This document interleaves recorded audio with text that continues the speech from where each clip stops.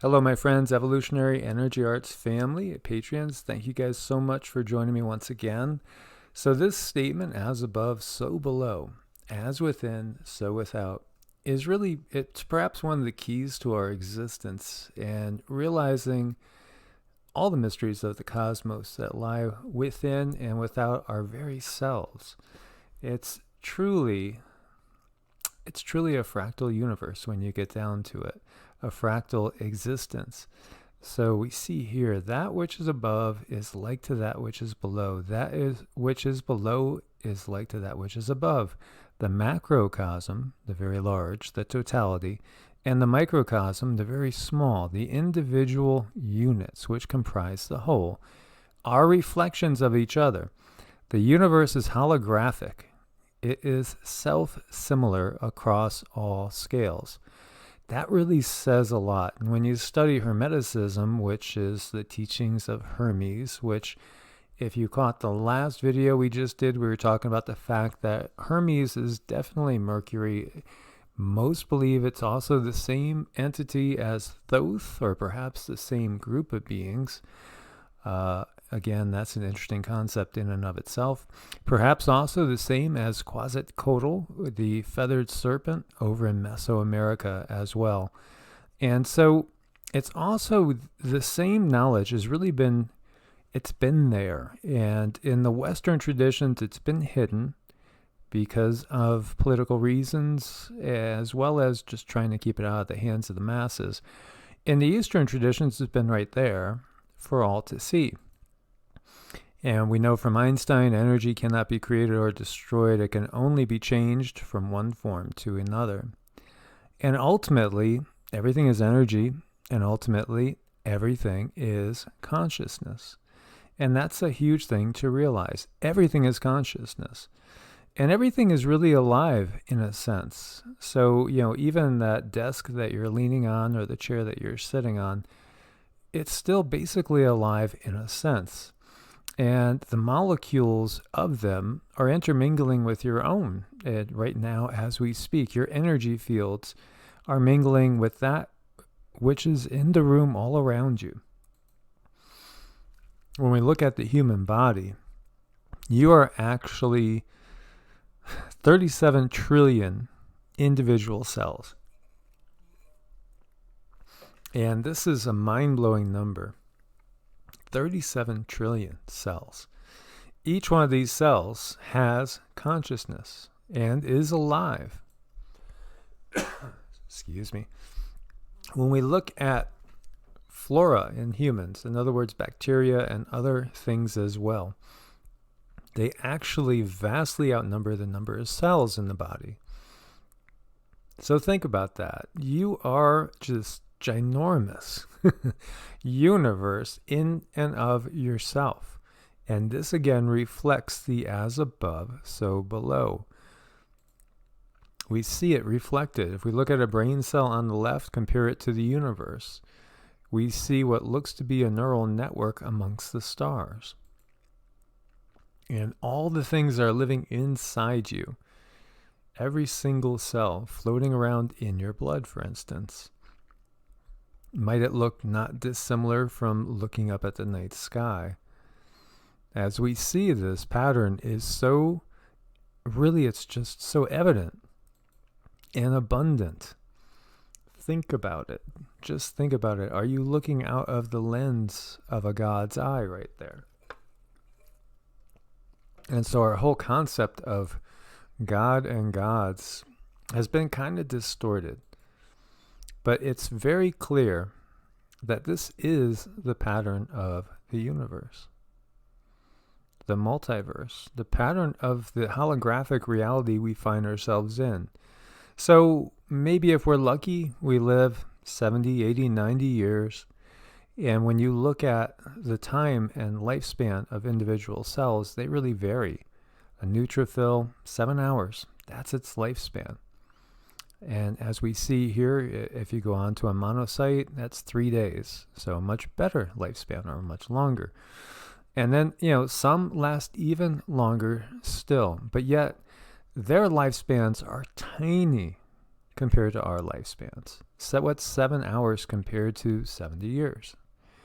So in the Vedic line of thought, in Hinduism as well as Buddhism and some other Eastern religions, as well as also in the hidden, quote-unquote, occult, which only means hidden, Western traditions, this is well understood.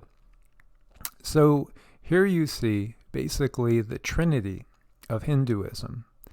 And so you basically have Brahma, you have Shiva, and Vishnu, the creator, destroyer, and the preserver. And so yet they are all just aspects of something much, much larger. And they obviously can definitely represent just the creative forces of nature and also the creative forces of just the nature of the universe itself. There is something called a day of Brahma, and this is a day in the life of the creator. And basically, it's amazing to think about, but perhaps, the more I've thought about it, the more it makes sense. And so when we look at this, there's something called a Maha Yuga. And Maha basically means great, and Yuga is like a period of time. So one Maha Yuga lasts for approximately 4.32 million solar years. The day of Brahma is equivalent to 4.32 billion solar years.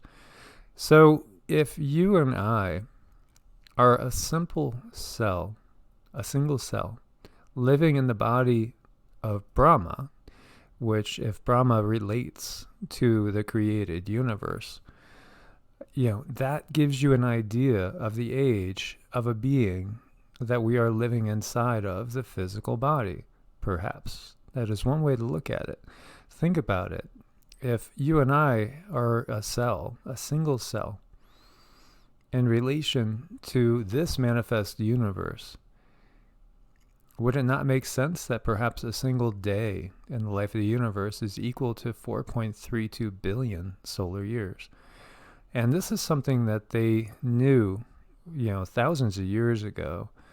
And there's different thoughts on how ancient this knowledge is. And the more I've studied it, the more I tend to think this comes from other cultures, perhaps Atlantean, perhaps Lemurian, something that is definitely pre-flood that has been passed on. It's been passed on in the Vedic tradition. It's been passed on also through the Hermetic tradition, through Egypt, through Tibet. There are legends also of the survivors of the Great Cataclysm, like the Atlanteans coming and setting up, basically, cities and new places to live amongst the others that survived the floods. But these people had higher knowledge. And so 2 of the locations that they did so was in Tibet and Egypt. And so understanding that, our physical bodies here are living in the physical body of something else is, an interesting thing to understand. And so, as it says here again, by human calculation, 1,000 ages taken together is duration of one of Brahma's days. And so also is such a duration of his night.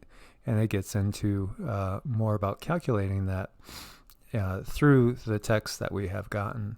And then this is confusing because there's Brahma without the N and Brahman with the N. Now Brahma is one of the Trinity in Hinduism. And there's actually more than one Trinity too. But Brahman is actually the absolute. So it is that which is beyond the manifest. So let us look at what Hinduism holds to be the absolute. The ultimate goal and the absolute of Hinduism are Brahman in Sanskrit. And so this basically, etymologically, the term means that which grows and that which causes to grow. So Brahman, as understood by the scriptures, is a very specific concept of the absolute. So it's that which is beyond anything that which is manifest. So it really doesn't refer at all to like the God of the Abrahamic religions, because, that is much more of a personal being instead of a concept of that which comes before all creation. So when you're speaking of Brahman, you're not talking about the old man in the sky concept at all. You're talking about the source of all creation, that which comes before any creation ever exists. So it's very interesting to get into. And the more I've studied, the more fascinating it is, and the more it all feels right on, at least to me. So Brahman is of the nature of truth, knowledge, and infinity. Infinite positive qualities and states have their existence secured solely by virtue of Brahman's very reality. Brahman is a necessary reality and eternal, meaning that it's beyond the manifest universe. It's beyond matter itself. It's that from which all things come. And we do find, parallels in some other traditions as well. Then there's the concept of the Atman, and the Atman is the eternal soul in Hinduism. And the best way we could liken this, or at least one that's always felt like it makes sense to me, it's as if Brahman is the fire of the sun, and that's not even close to equating the, obviously the source of everything.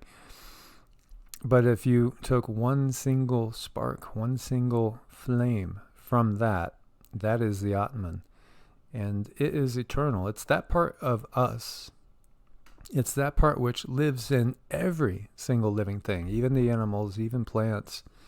There are all sorts of souls, but they're all ultimately part of Brahman. And so when we look at it, really, what is the point of existence? Well, it's basically its source. It's the prime creator, however we want to term it. Basically having an experience as a myriad of different types of life forms and basically playing in its own creation. And also doing that in an infinite number of ways and possibilities. So through knowing the Atman, or knowing one's essential self, the real self, one can achieve liberation from reincarnation once we just realize exactly what we are. So it's thought to be the essence of a being. It is. It's that part which cannot be destroyed. It's that part which is truly eternal.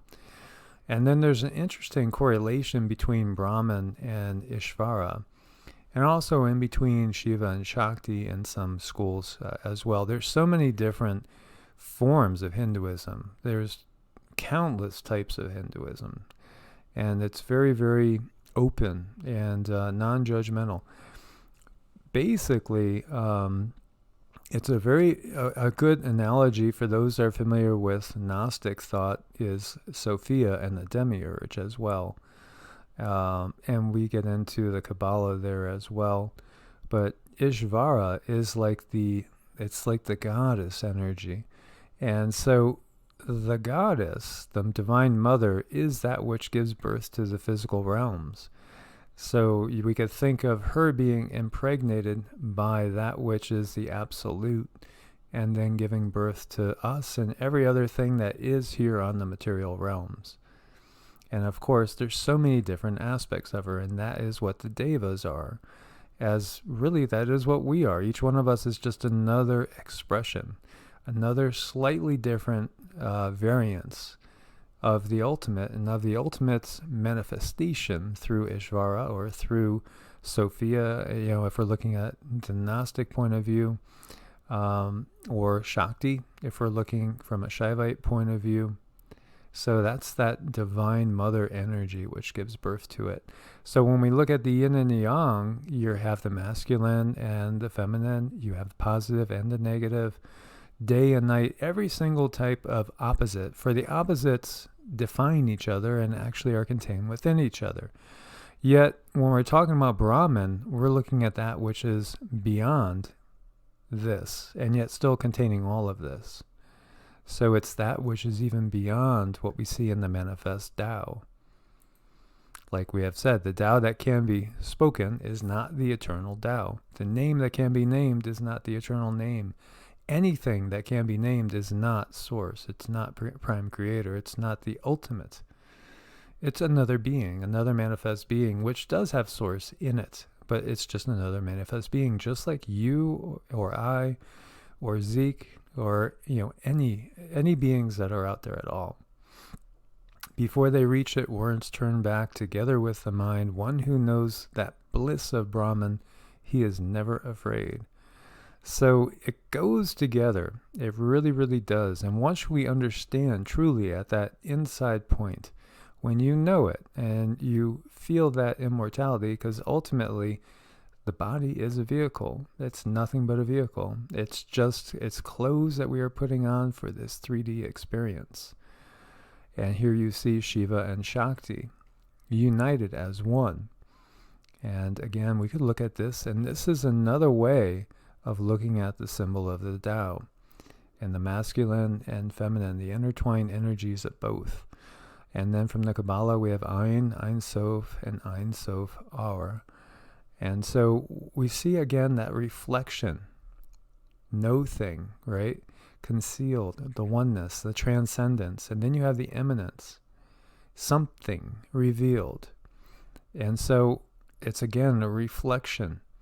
And again, we could relate this in terms of the Tao, we could relate this in terms of Shiva and Shakti, and we could relate this obviously in terms of Brahman and Ishvara. And again, you see how they are interrelated. And Ein Sof Aur is limitless light. And then we could see the beginnings of the tree of life below it, as we're going deeper into the manifest universe. All the way down to Malkuth from Kether.